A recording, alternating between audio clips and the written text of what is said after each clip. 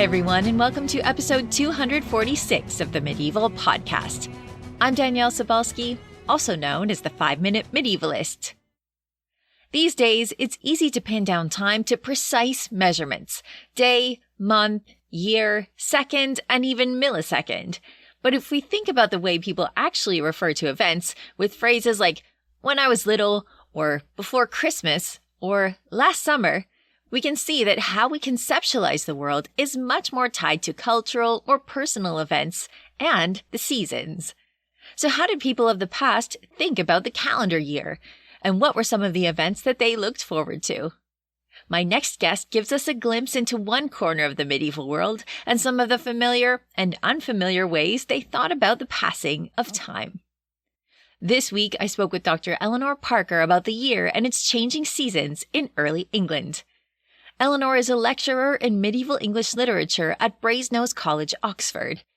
If you spend some time on Twitter/X, especially in its heyday, you'll probably be familiar with her fun and knowledgeable account at Clerk of Oxford. You may also have read her work in History Today and BBC History magazine.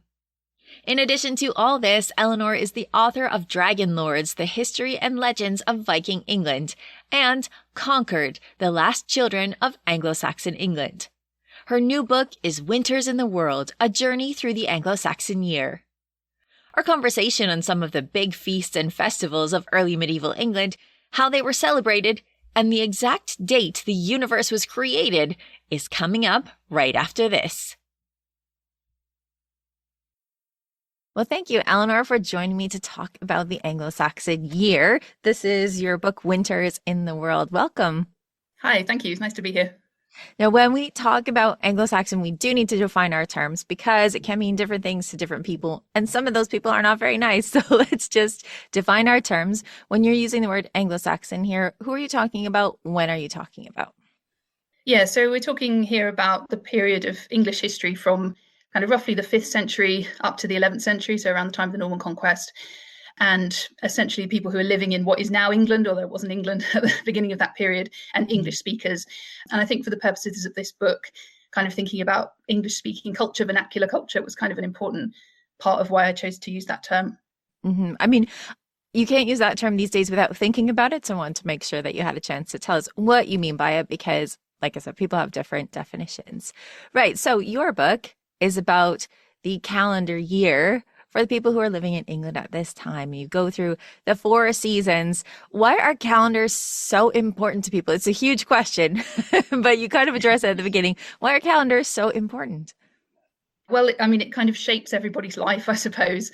And the thing about looking at calendars in the Middle Ages is kind of, there's not just one calendar, but there are multiple calendars that do affect most people's lives in lots of different ways.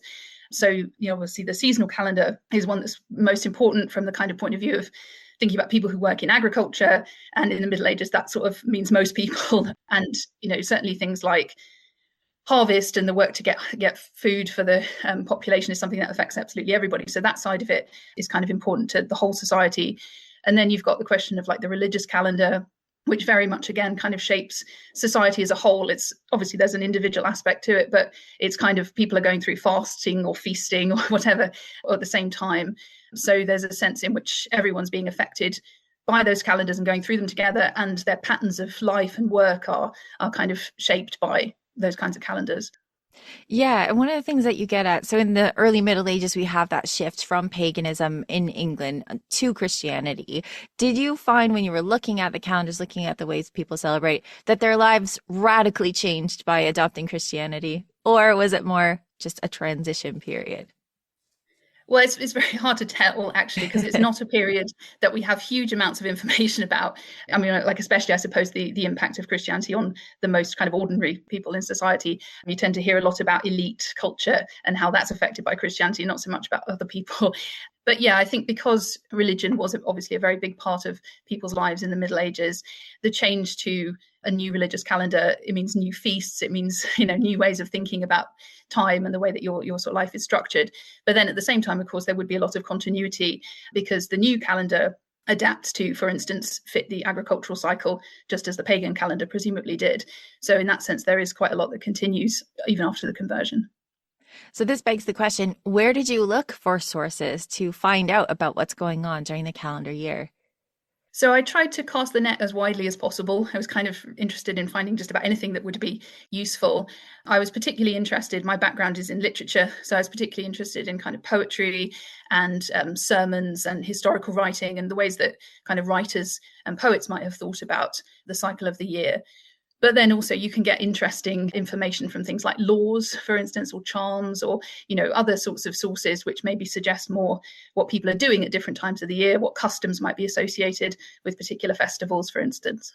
Yeah, you can usually find these things in the sources by looking for those flags, like the feast of whoever, then you can find them, right? Yeah, I mean, people very frequently date time by festivals, and yes, a saint's day or something. So it's not that hard to find out, what saints' days are being celebrated or what kind of marks the passing of the year for people. Yeah, and it's interesting, and I do want to get into some of these more traditional feasts and festivals because being from North America, we have forgotten a lot of these. I know that sometimes the school calendar, especially in England, has dates like Martinmas, and we don't have those dates anymore. So it's interesting to look back at these roots, and I learned a lot from reading this book. So you've laid it out in terms of seasons, 4 seasons. It wasn't always 4 seasons for people at this time, was it? No, that's right. That actually seems to be one of the things that came in with the introduction of the Christian calendar, because at that point they adopted the Julian calendar and a kind of more Romanized way of thinking about time, including 4 seasons. But it seems like before that point, the Anglo-Saxons, like a lot of other Northern European peoples, thought more in terms of 2 seasons, summer and winter, both lasting 6 months, with the kind of solstices like in the middle of those seasons. So summer and winter are often thought of as kind of core seasons, and spring and autumn have had a much more kind of fluid history. They're more transitional. They're a bit harder to pin down. Their names have changed a lot more over the history of English. So, our sense of those 2 seasons is very different from the way that early medieval people thought about them. Whereas summer and winter are kind of much more stable concepts, and, even their names haven't changed very much. I mean, as a Canadian, I can completely relate to either summer or winter. We do definitely see the changes in the seasons, but it feels like it's 6 months of winter, but then 6 months of summer, depending on where you are. I can definitely relate. So when you're talking about the 4 seasons in this book, like I said, you've laid it out this way. You start with winter. Why did you start with winter? For 2 reasons, really. And one is that winter just looms very large in Old English literature. So as I said, one of my interests was thinking about the poetry, and certainly the season which gets the most attention from poetry is winter, and the kind of emotional effect of winter on human beings. So that was one reason that I chose to start with that. And the other, of course, is that during winter is kind of the beginning of the year. Whenever you date the beginning of the year, whether that's the beginning of January or Christmas or the winter solstice, all of that falls within winter. So it seemed to be a kind of natural place to start for that reason. I think that it's so apt to start with winter because for me, I'm a very visual person when I'm reading. So I'm picturing that blue filter that's on all of the medieval stuff. If you read a lot of poetry from this time, there's so much winter. It's all blue filter. Right. So let's start, I guess, with starting the calendar year. As you've mentioned, there's different dates. So what are some of the dates people use to decide when the year started? Because there is a huge mix up about this over time. Yeah, that's definitely something that has been much more flexible than we might expect, I suppose. So again, it seems like before the conversion to Christianity, people seem to have thought about the winter solstice as being kind of roughly the beginning of the year. But then that might not necessarily have been all that important necessarily in a kind of pre-literate culture. Is it actually important to put a particular date on the beginning of the year if you're not necessarily counting years in the way that you do in the later Middle Ages and more literate culture? So, maybe the winter solstice, but maybe they didn't kind of try and pin it down to a day. And then the introduction of the Julian calendar means that technically the year did start on the 1st of January because that was the beginning of the year for them. But there does seem to be a sense in quite a lot of Old English sources that maybe Christmas is the beginning of the year, or they even use kind of other dates like beginning of January, like 6th of January or something after 12th night. So again, there seems to have been a sense in which people were not actually that bothered necessarily about pinning down a specific date to begin the year, but just a kind of general sense that midwinter was kind of the beginning. Yeah, you're very active on social media, or you have been in the past, and this is something that I always get on social media as well. It's like, how do people celebrate New Year? And it seems like that date, January 1st, kind of gets breezed past in the celebration of 12th night. So I was glad to see this in your book because, like, it just seems to be something that people didn't really take a huge notice of as January 1st. Hey, it's the day that we tend to flip the calendars on and make a big deal out of. Yeah, it feels a little, I mean, there are one or two medieval writers who talk about the fact that it's just a kind of random date. I mean, from their point of view, it's a secular date, right? So it doesn't have any religious significance. I mean, technically it does have a feast day, Christ's circumcision, but it's not kind of a big feast day that would seem like an appropriate time to start. So, later in the Middle Ages, they moved the beginning of the year to the Feast of the Annunciation in March, which is a major feast, and it kind of makes sense to start the year there. But from the point of view of looking for a meaningful date, 1st of January is just like, why? It made sense in the Roman calendar. It didn't really make sense once that was translated to other cultures necessarily. And it's funny to see them wrestling, if we stick with winter for a minute, wrestling with the dates that are natural dates like the solstice and trying to fit them into the Christian calendar with all of the numbers that make up Christianity. Like, I think if you are not familiar with the Middle Ages and Christianity, you may have no idea just how many numbers are involved, but there's numbers everywhere. So trying to make Christmas and the solstice happen at the same time and be significant, it was a bit of a wrestling match, wasn't it? Well, they certainly put a lot of calculation and thought into it. Essentially, the date of Christmas, because the Bible doesn't actually record the date of Jesus's birth, it was chosen to fit the winter solstice for that reason. So, it's on the winter solstice because it's on the winter solstice, which was the 25th of December, originally in the Julian calendar. And then, yes, you start to do a lot of other kind of calculations to fit other feasts of the year. And they did like their maths and holy maths. Well, this is something that I learned from your book, because I know that a lot of people will start the calendar at this time on March 25th, as you say, the Annunciation. So the day that Gabriel comes down, tells Mary that she's pregnant, she's going to bear Jesus. But I didn't realize that they count back from there to figure out the actual date on which everything was created, like the actual date of creation that God decided to snap his fingers and create things. This is an actual date, according to medieval Christians, isn't it? Yeah, well, they were very keen on getting it right. They wanted precision and to have some sense that, again, they wanted like a meaningful date. It wanted, not to just think, oh yeah, one day, a long time in the past, creation happened. Somebody like Bede, for instance, the Anglo-Saxon scholar, was interested in kind of applying mathematics and calculations to understanding as precisely as possible how human history had developed, so maybe classifying different eras of time or something. And yeah, part of that was kind of trying to go back to the beginning of history and saying, okay, well, when would it have made sense for God to create the sun and moon, for instance, which obviously he did as part of creation? Would he create that at the solstice? Would you do it at the equinox? What's the best time? So if you decide it's the equinox, that does give you a specific date of the month, and then you can count back the other days of creation. So there is a kind of logic to it.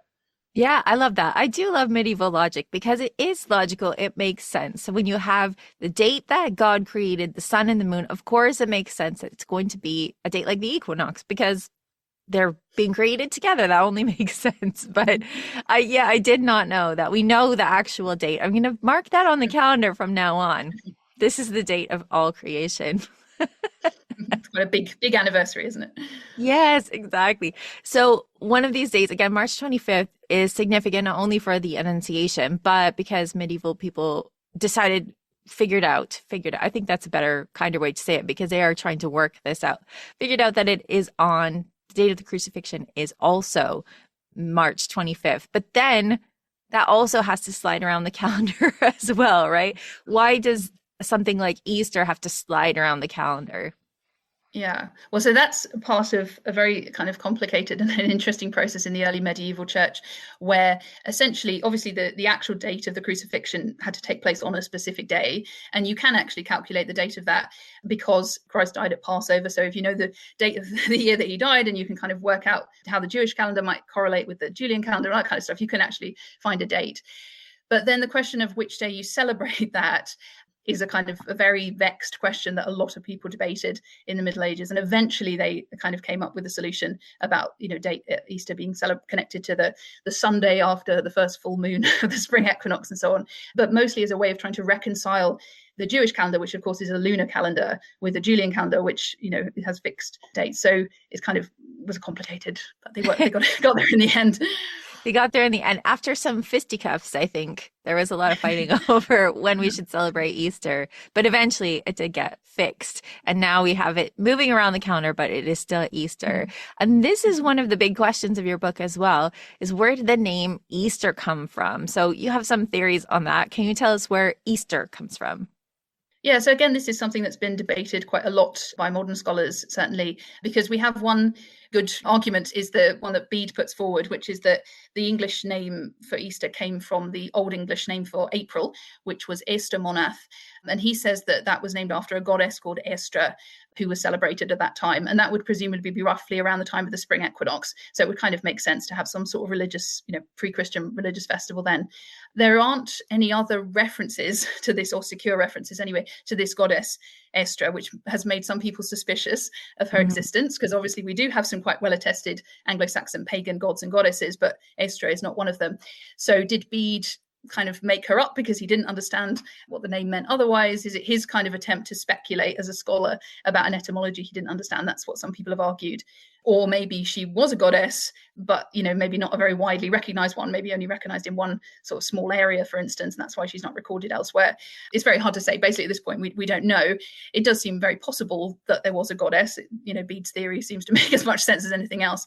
But it's kind of interesting that if it was such a pagan name, it was adopted at a really early date into Old English religious vocabulary, and nobody ever seems to have said, "Oh, Easter, that's a pagan word." It kind of doesn't have any pagan connotations. They're just totally happy to adopt it to just mean the Christian festival. So, yeah, it's a bit of a puzzle. It is a puzzle, and it's something that I wrestled with as a kid because I was taking French, as we all did in the area of Canada I come from, and Easter is such a different word from the French word for Easter, which is Pâques, right? So it was one of these things that has been a vexed question for me in my own little brain for many years. So I'm glad to have read your book and worked on that. Now, one of the things that is a little easier to trace and super fascinating is the period that comes just before Easter, which is Lent. So how does Lent get its name? I think this is really interesting. Yeah, that's a kind of a nice one. So it actually comes from the Old English word for spring, which was lengthen, probably meaning like the time of lengthening days, the times the days are getting longer. So it was just a general word for spring as a season. Obviously, as I said, they didn't necessarily have an exact concept of spring the same way that we do before the conversion to Christianity, but certainly lengthen did kind of come to mean what we would mean by spring. And then I guess just because the fasting period before Easter always comes in the spring, they kind of borrowed it for that as well. And then the word means Lent and spring for quite a long time, actually up into the 14th century, before people decided, actually, no, we do need two different words for these two different things. And then Lent just became, the fast, and they borrowed or kind of came up with other words eventually, including spring, so for the name of the season. Yeah, I love that, the lengthening days. And then you have Lent being derived from that. Also, probably because those days of Lent where you're fasting probably feel pretty long as well, yeah, I would think. Yeah. 40 days. Okay, so when we're recording this, we are kind of just past the time when people are celebrating Rogation Tide. And this is something that obviously isn't happening a lot of places right now. It kind of is a relic, but it's still really cool. Tell us a little bit about Rogation Tide. Yeah, Rogation Tide's a nice little 3-day season. So the days leading up to Ascension Day, and Ascension Day is 40 days after Easter. So it's kind of the date would move around the calendar, but it would always roughly be in May. And what people would do on Rogation Tide is they would basically go out on processions out from the church to go around the surrounding countryside, and especially to bless the fields and crops and pray for a good harvest. So it was meant to be a time of looking forward to the harvest. At this time, obviously in May, things are just growing and sprouting and so on. And the harvest was a really important part of medieval society, of course. So having a good harvest was really important. But also just, I think, this sense of getting outside of the church building and kind of blessing the world around you. And, it seems to have been a nice community event. Everyone's kind of doing it together. So it's an interesting kind of mini season. Yeah, I love it. And you have the relics coming out of the church, blessing everything. It's related to the beating of the bonds, isn't it? Yeah, so later in the early medieval period, they didn't have parishes exactly the way that later developed. But then later in the Middle Ages, once the parish system evolved, people would go around the boundaries of their parish and they would beat the bounds like boundary markers with sticks or mark them with crosses or something, so that people would remember the boundaries of the parish and it was kind of, again, a bit of a fun community event, but there is that sense of it being very important to actually know what the boundaries of the parish are, make sure people remember them, and obviously in days before you would have easy access to maps, that was one of the ways of doing it, just walking around them together. Yeah, and I remember talking about the church with Nicholas Orme, I think it was a few years ago, or maybe even last year. The years, right? They blend in together about Rogation Tide and going out and having these like church picnics. So you go and you walk around the parish, and then you have a little church picnic, and sometimes get together with people from other parishes who might also be doing their walk. It's a really nice way to celebrate May, I think. Yeah, just nice thing to do in May, just to go for a walk in the countryside. Right. Yeah. And around this time, we also have Pentecost, which is also called Whitsun, which is really huge in the Middle Ages. You're a literature person. You know that King Arthur is always having adventures at Pentecost or Whitsun. Tell us about this date for people in the early Middle Ages. Yeah, so Whitsun is kind of the end of the Easter season, and it was the big summer festival really in the Middle Ages. It would be a time for things like baptisms and ordinations and coronations, so actually kind of big public rituals and ceremonies like that, but also just for general summer festivities.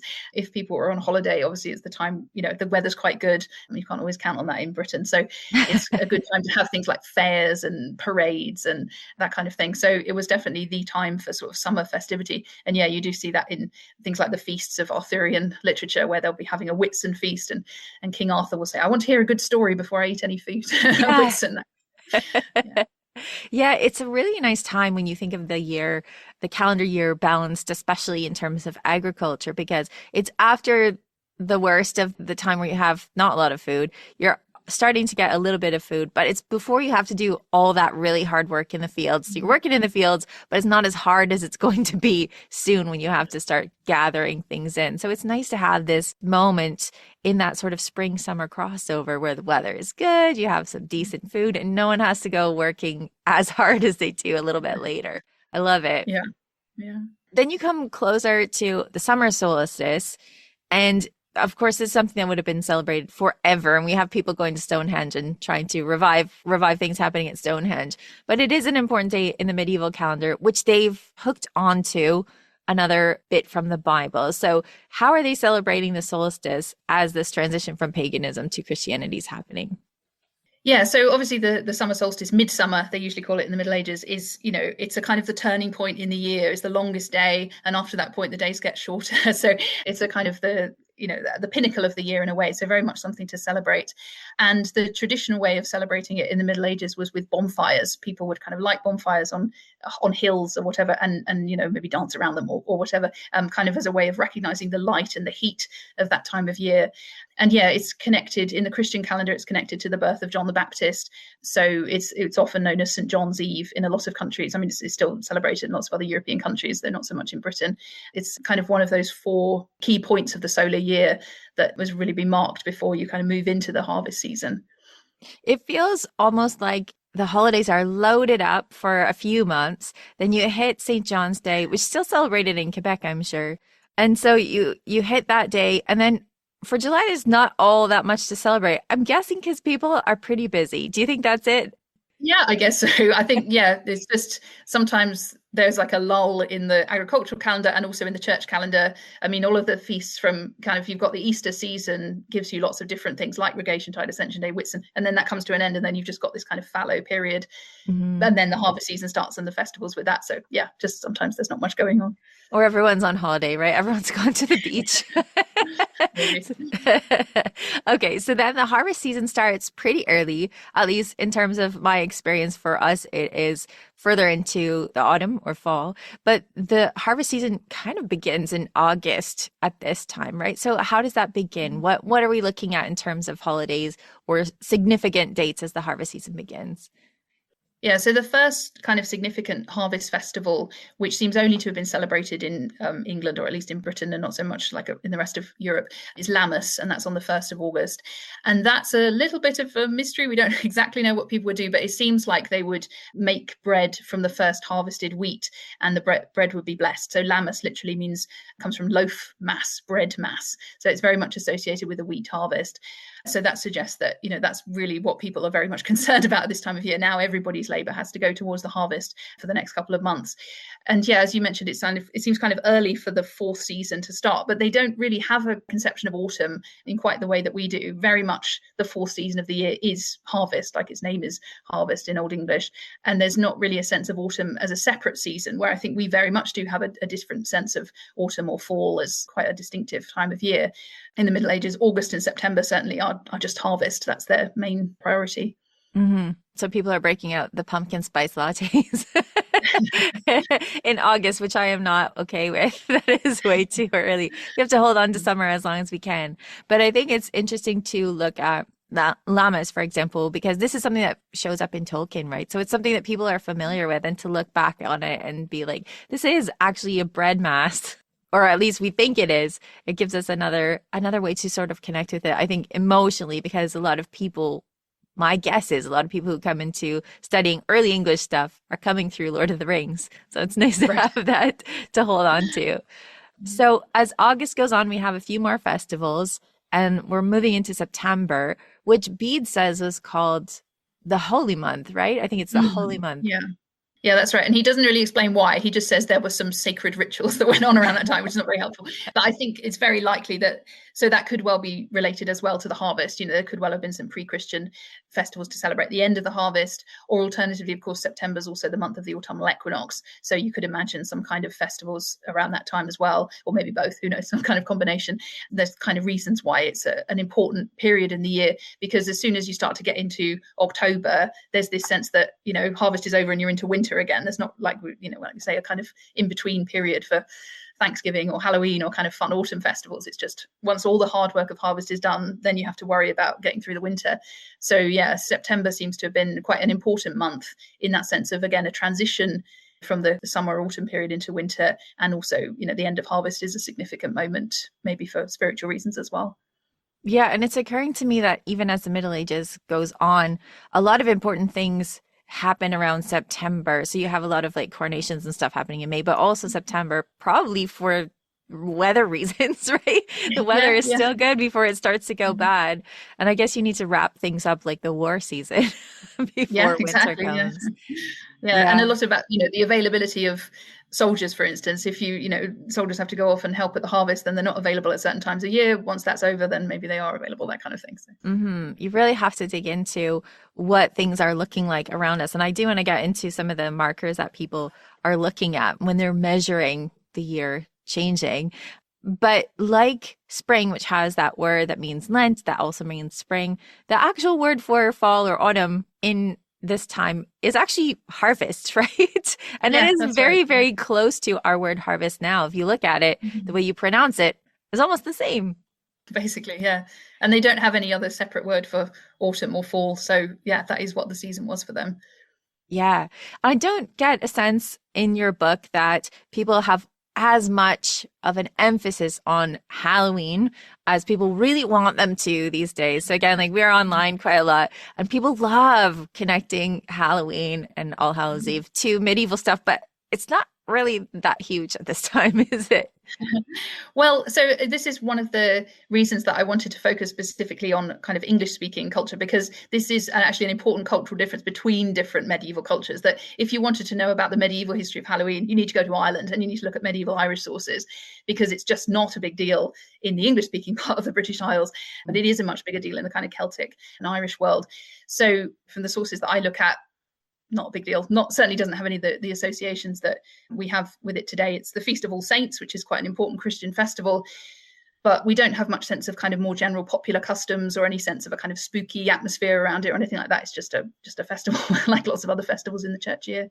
Yeah. And at this time, no one is carving pumpkin. Well, they're not carving pumpkins anyway. That's right. But no one is carving any sort of gourd to make it shine at this time. But it's important to bring that out because, like I said, there's so many people that are trying to make this connection. It's really there at this time in this place.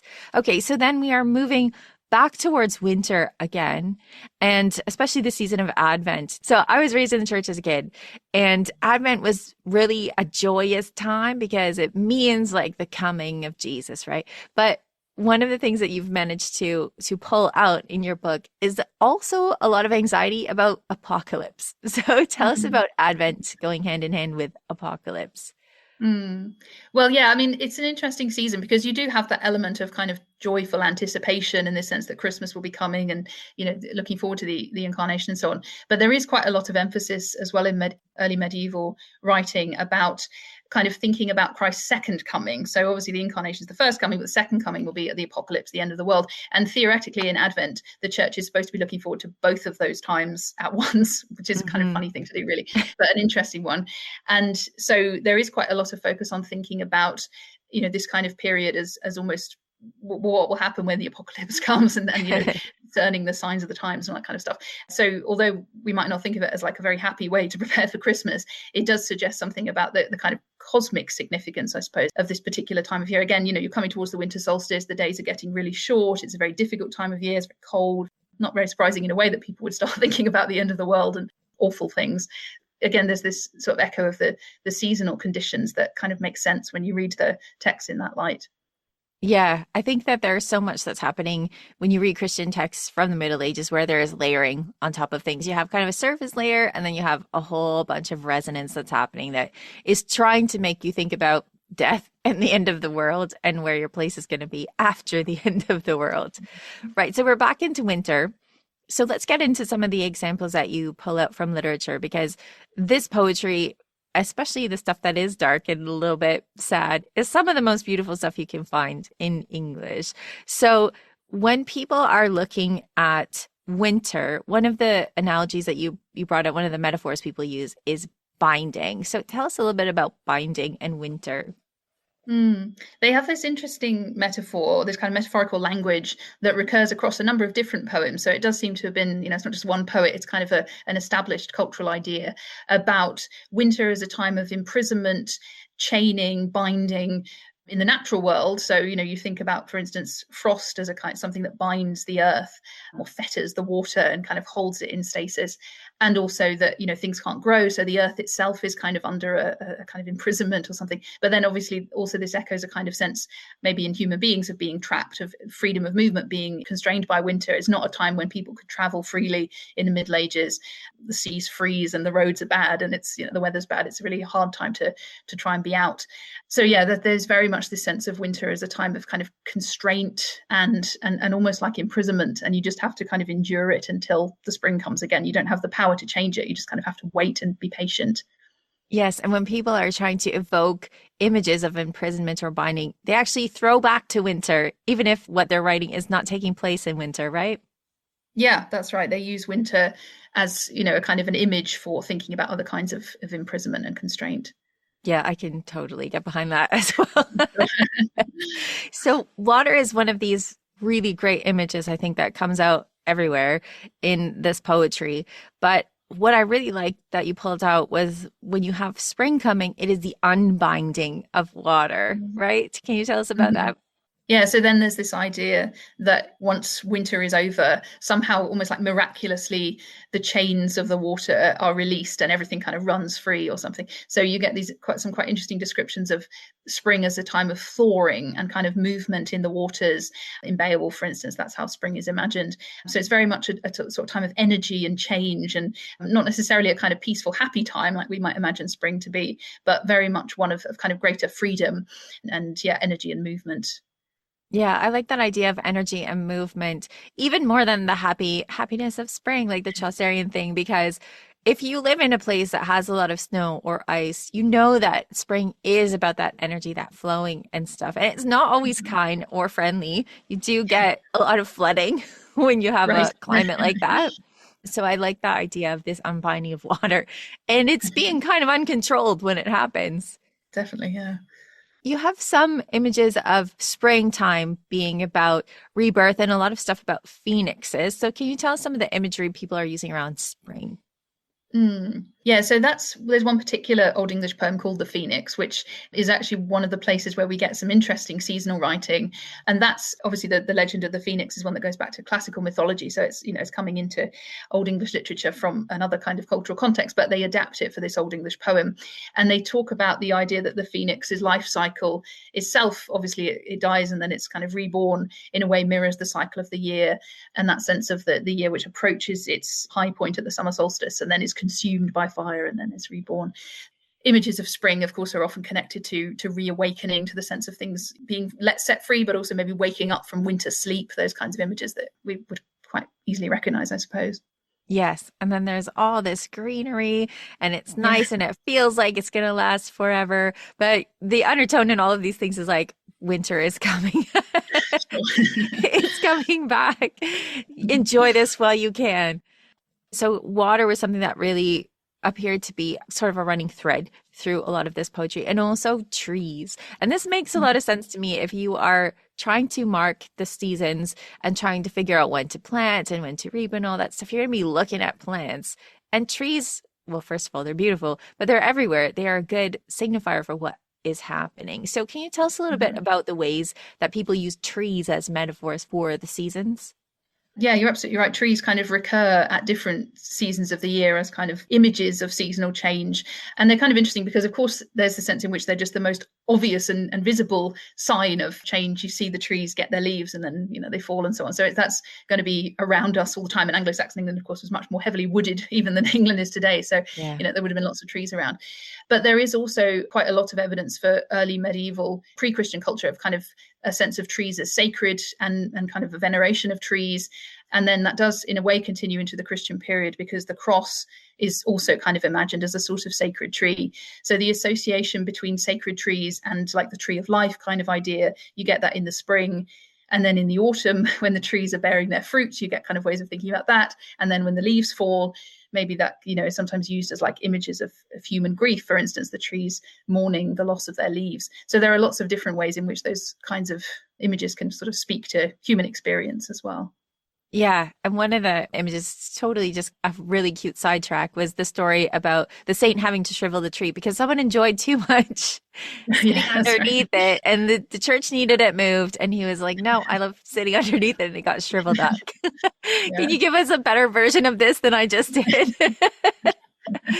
Well, this is a funny one because it looks like maybe it is just an anecdote about St. Wulfstan going along to consecrate a church one day and finding that the local nobleman, the person whose land the church was meant to be on, had a tree that was kind of too close to the church and it ought to be cut down so that it wasn't impeding the church. But the guy who lived there didn't want it to be cut down because he liked to sit underneath it on a summer's day and, play dice or whatever you would do to enjoy yourself. And so he refused to let it be cut down. So the saint had to miraculously kind of shrivel it. So it could just be as simple as that, or it could be that maybe this was a tree which did have some kind of pagan sacred significance, and that there was another reason the saint wanted to get rid of it that's not actually mentioned in the story, but it's kind of implicit. But it certainly shows that some, trees could be a subject of contention because they're so important. They symbolize something as well as just being, maybe a practical impediment at that point. Yeah, it's important to mention that fact that they could be very significant to the community beyond just being a lovely place to sit and have a picnic, because even hundreds of years later, you have priests being like, stop worshiping the tree, stop putting stuff at the base of the tree. It doesn't mean anything. So trees are significant as well as being markers of the seasons. And I love how you pulled that out throughout your book. So as we wrap up our conversation, what did you discover when you were looking at this stuff that you thought was really, really interesting and cool and has maybe changed the way you think about the seasons? I think what I really enjoyed was just how interconnected it all is. That I think we often kind of look at medieval sources, and obviously you can't always necessarily get a picture of how different kinds of ways of thinking about the seasons intersect, for instance. So if you're just looking at religious culture, if you look at sermons, you get one version of the church year. And then if you look at something which is describing the agricultural year, you're getting a different version. But I think once you put them together, I was really struck by just how much they all speak to each other.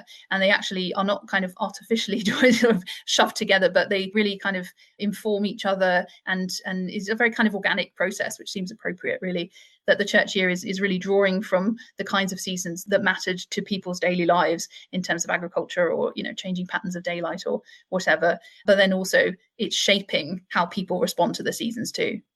Yeah. And I think it's such an important work that you've done here because it will really maybe show people more often how closely people are tied to the land at this time so that they're noticing all of these things they're planning and thinking and structuring their thinking about the way that the seasons are changing. Not only those moments where you're like, this happened at Lammas, but like seeing these things change and anticipating or looking back on it. I think that this is going to be a really great way of helping people think about the Middle Ages. So thanks so much for coming on and telling us all about the seasons.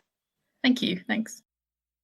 To find out more about Eleanor's work, you can follow her on X at Clerk of Oxford. Her new book is Winters in the World, A Journey Through the Anglo-Saxon Year. Before we go, here's Peter from medievalist.net to tell us what's on the website. What's up, Peter?